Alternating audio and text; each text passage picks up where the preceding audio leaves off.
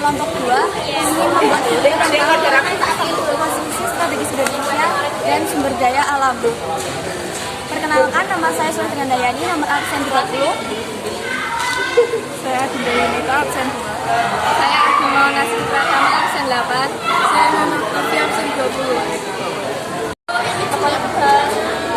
1. Letak astronomis Indonesia.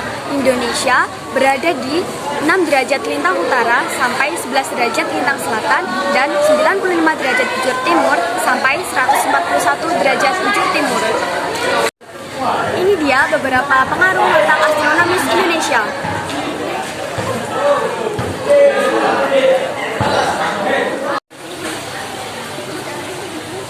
Letak Indonesia secara geografis.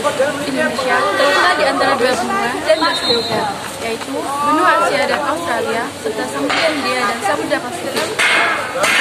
Letak geografis mempengaruhi Indonesia menjadi sebagai berikut.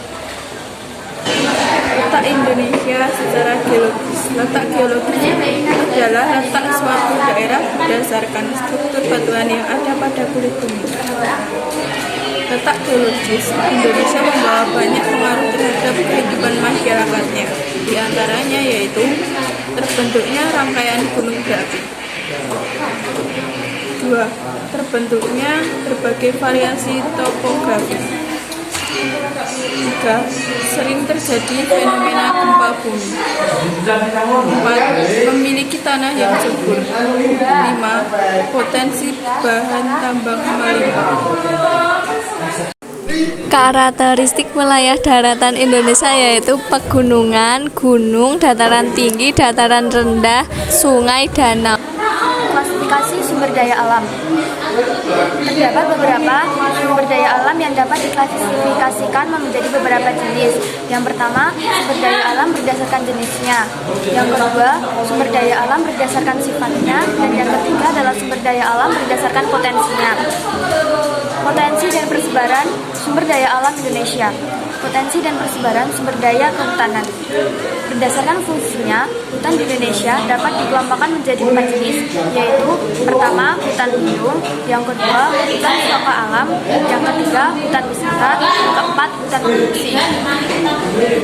Adapun jenis hutan di Indonesia yaitu sebagai berikut: 1. Hutan hujan, 2. Hutan musim, 3. Hutan sabana, 4. Hutan bakau, 5. Hutan gambut, 6. Hutan rawa, dan 7. Hutan rumput.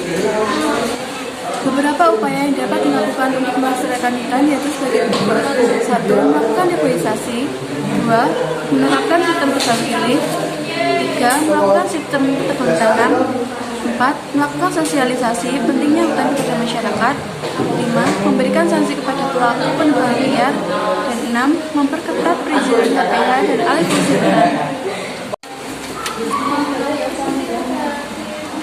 Berikut beberapa manfaat hutan bagi kehidupan. 1. Hutan menyediakan udara bersih. 2. Hutan menyediakan sumber air bersih. 3. Hutan mencegah banjir dan erosi. Yang keempat, hutan menahan intrusi air laut.